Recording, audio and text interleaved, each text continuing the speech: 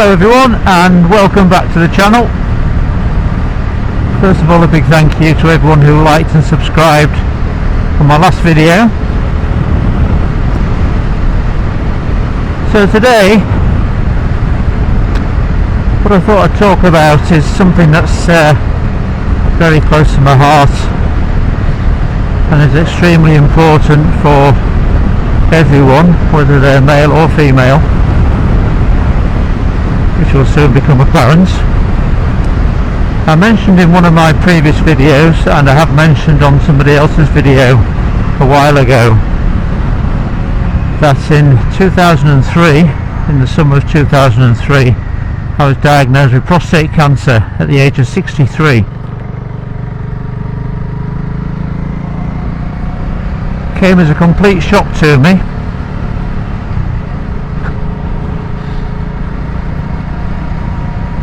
What prompted me to go to the doctors in the first place was that I was having trouble emptying my bladder. I'm a type 2 diabetic, which means that I do tend to go to the toilet quite a lot anyway. However, I found that when I was going, I wasn't emptying my bladder and I was having to get up maybe 5 times, 6 times a night.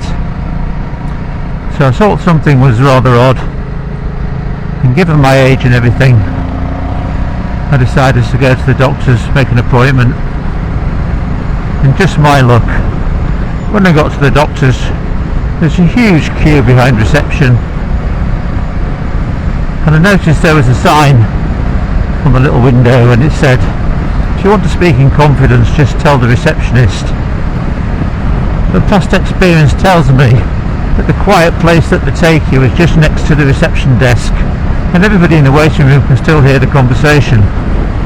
And I didn't really want it advertising out to everybody, so I found a bit of paper and a pen and I wrote down, having trouble peeing, think I need a prostate exam, and slid that under the in the hole under the window.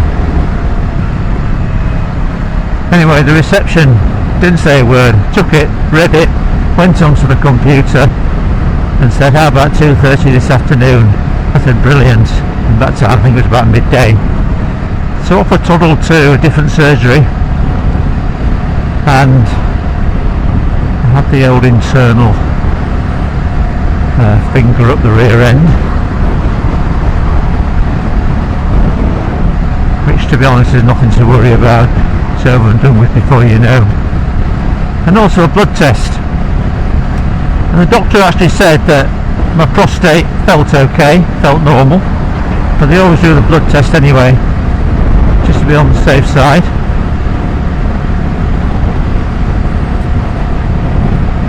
So they did the blood test, and about a few days later it came back and I had to make an appointment to go and see the doctor urgently, which is never good news, is it?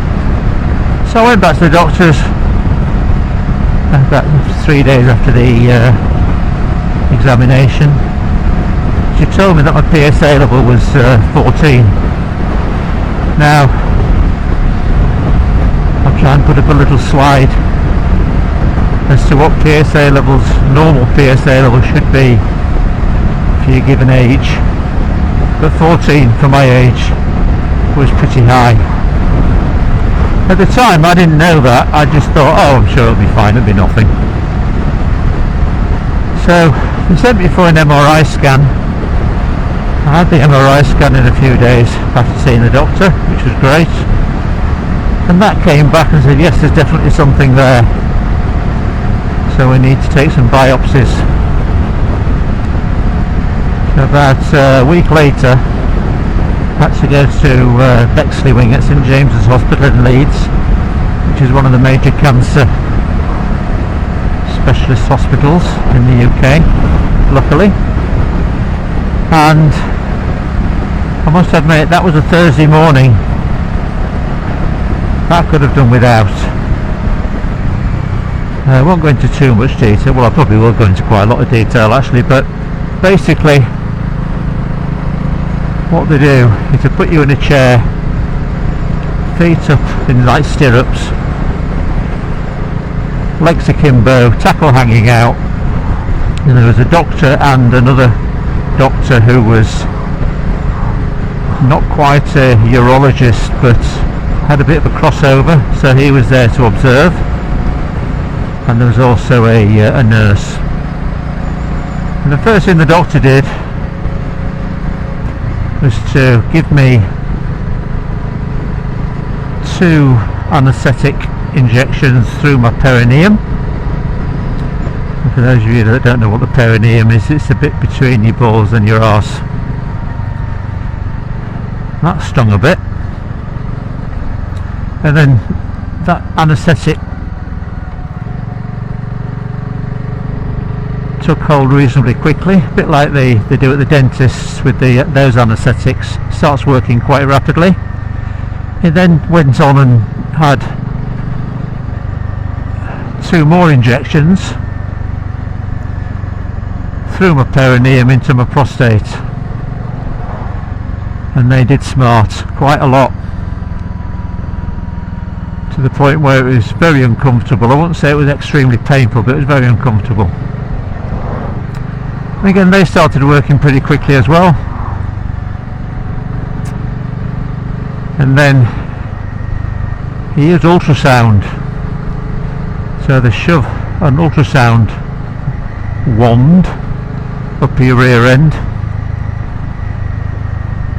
and then they took 20 biopsies out of my prostate, and I wasn't expecting 20, I must admit. So all in all, I was in there about 20-25 minutes. In that time, the doctor was trying to put me at ease, and we were generally chatting about stuff, and he asked me if I had any hobbies, and I said, yeah, I ride a motorbike. He said, oh yeah, I've got an FJ1200. And then the other doctor who was observing said, yeah, I've got a bike as well. I can't remember what bike he had. So we ended up talking about motorbikes, which I must admit did help. Took my mind off the 20 biopsies, that's for sure. But anyway, so I had the biopsies done. They came back, and I had to go for an appointment at the hospital, where I was given the news that it was indeed cancer, prostate cancer, and they give you something called a Gleason score. Now the Gleason score is basically made up of 2 numbers which reflect the highs and the lows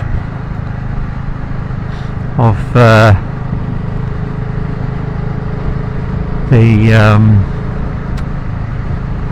the aggressiveness, if you like, of the cancer cells that they took. Now my Gleason score, they take the 2 numbers and they add them together, and that's your score, and they score it from 6 to 10, and mine was a 9. So they told me that yes, definitely had prostate cancer, which was somewhat of a sobering moment, I have to say. And then they sent me for a bone scan, because they wanted to make sure that it hadn't gone into my bones, because if it goes into your bones, all they can do is give you hormone therapy pretty much for the rest of your life. Most of the time it is quite successful, but it very much depends on how far into your bones it's got. Once you're at stage 4, then no, it's not great, I must admit. But anyway, so that was quite nervy. My sister died of secondary bone cancer, so it was quite a nervous time for me. So I went for my bone scan. That came back all clear, thank goodness. Then went to see the consultant, where he then told me the options. I had been given a very good information booklet written by Prostate Cancer UK, so I was aware of what treatments were available, and the 3 main ones are surgery to remove the prostate, hormone therapy with radiotherapy at the end, or one where they can put radioactive studs or seeds into your prostate. That's called brachytherapy. They don't tend to do that as a matter of course. So I went to see the consultant. I'd already made my mind up that I was going to have surgery. And one of the great things about the NHS is that they've got a database stretching back 30 years of every single person who's been diagnosed with prostate cancer, with their outcomes. So what they do is they put the last 20 years worth of data in, because that's the most up to date, and they can take your height, your weight, your Gleason score and lots of other parameters, and it comes up with 100 U's effectively, and from that they can say that given all the data that's in here, we can say with a high degree of certainty these are going to be the outcomes, and the outcomes don't really differ whichever type of treatment you have. So that was very reassuring. So anyway, I got a date for my surgery, which was September the 20th 2023, and I had my surgery where they removed the prostate.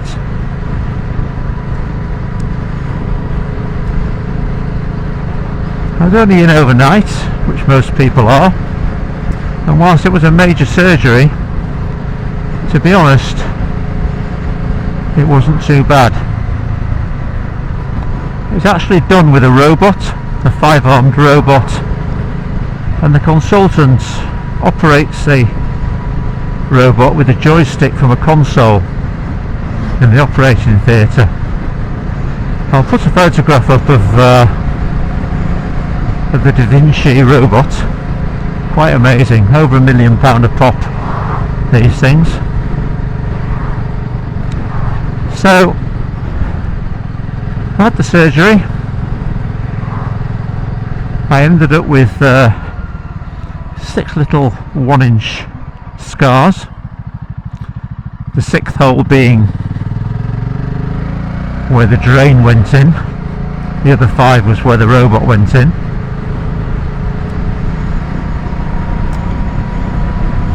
And in terms of recovery, I was told not to lift anything, not to exert myself for about 6 weeks. Again, from what I understand, very similar advice to what they tell women who've had a hysterectomy. Now they also put a catheter in, because to get the prostate out they have to cut your urethra, which is the tube that goes from your bladder so that you can pee, and then obviously they sew it back up again. But in order to let that heal, you have a catheter in for about a fortnight. So you have this little bag strapped to your leg, and that catches all your pee, so it becomes a little friend for a fortnight. When you have it removed, you're then very much left to your own devices to handle your leakage, because you have to learn to stop yourself from peeing again. Now luckily I go to Pilates, so my pelvic floor muscles were quite good, so I still did the exercises they give you to do, and it wasn't long before the pads that I was having to wear got thinner and thinner and thinner over the months, weeks and months, to the point where I was wearing some tenor boxer shorts, which to be honest just look like normal boxer shorts with a little bit of a padding in the front. And then from those I went to a pair of normal undies with a very, very thin padding, and then now I don't wear a pad at all. So I got back to biking about a month and a half to 2 months after the operation. So for most people it's not debilitating. Some people are unlucky and do have continence problems, but for the most part most people don't. So then, after about 12 weeks, you have your first PSA test. Mine came back at less than 0.1, which is where it should be. But the consultant did say that if it got to above 0.2, which is basically the amount equivalent to the size of a full stop, then I'd need to go on further therapy. So the second PSA test I had came back at 0.24. So then started 2 years of hormone therapy, and the hormone therapy is to suppress your testosterone, because testosterone feeds prostate cancer cells. So in essence what they're doing is they're using a sledgehammer to crack a nut, but they'd rather do that and hopefully get rid of it once and for all than it coming back again. So I started on hormone tablets for about 30 days, and then went for a month of radiotherapy. So I had to go to the hospital every work day for radiotherapy, which was a bit inconvenient, but better than the alternative obviously. And then I started on hormone injections, and I have one per quarter, and I'm due my next one on October the 14th, 15th, and today's October the 2nd, so that will be my 6th jab out of 8. So they're every 12 weeks, actually not quite quarterly. So as I say, they suppress your testosterone and put you through the male menopause, and that can take various forms just like it can with women, but the symptoms are broadly the same. Get hot flushes, well I've had hot flushes, a little bit of forgetfulness, a bit weak,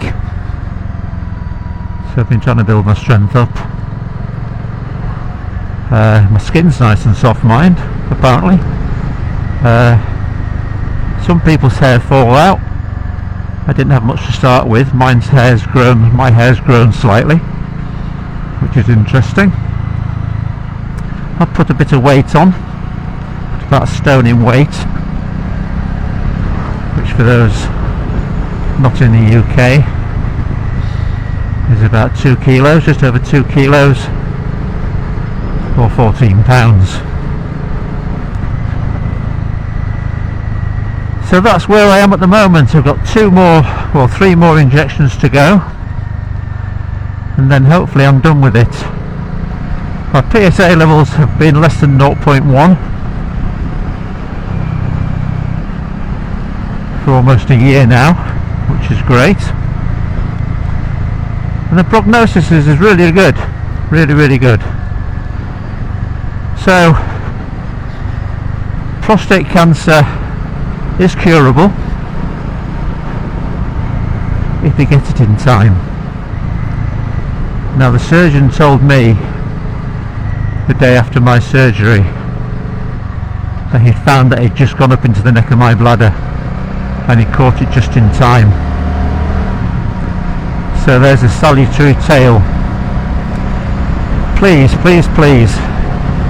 if you haven't already done so, get yourself checked out by your doctor. If you've had it in the family before, your close family, brothers, fathers, and you're over 40, then please go and get yourself checked. If it's not in the close side of your family, if you're over 50, please go and get yourself checked. There's no national screening programme in the UK, which is a scandal. So no one's going to come and say, please get yourself checked. Your doctor's not going to tell you. So even if you haven't got any symptoms,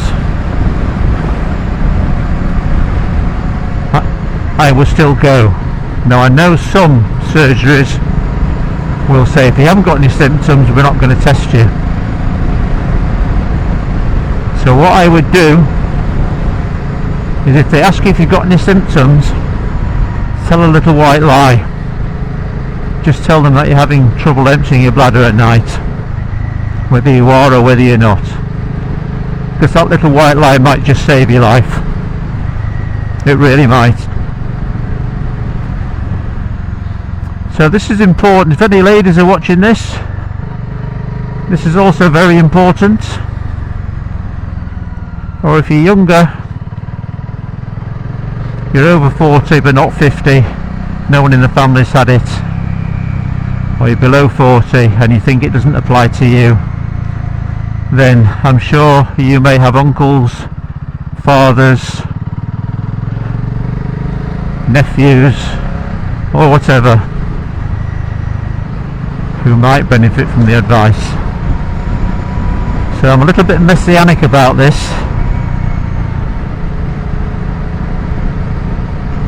My cancer could easily have got to stage 4, but here I am riding in the Yorkshire Dales on my BSA Gold Star 650 and living my life pretty much as normal. So I hope you didn't find this video a miserable one. I know the subject matter's not great, but I have tried to end it on a positive. So thanks very much if you've listened this far. Very much appreciate it. Please leave a comment below if you've had prostate cancer or are in the process of having treatment, or if you just like the video. Please like and subscribe. It helps the old algorithms and it helps my channel. I'm a relatively new channel and struggling to get noticed. So thanks very much for listening, and I shall catch you on the next one. Good day.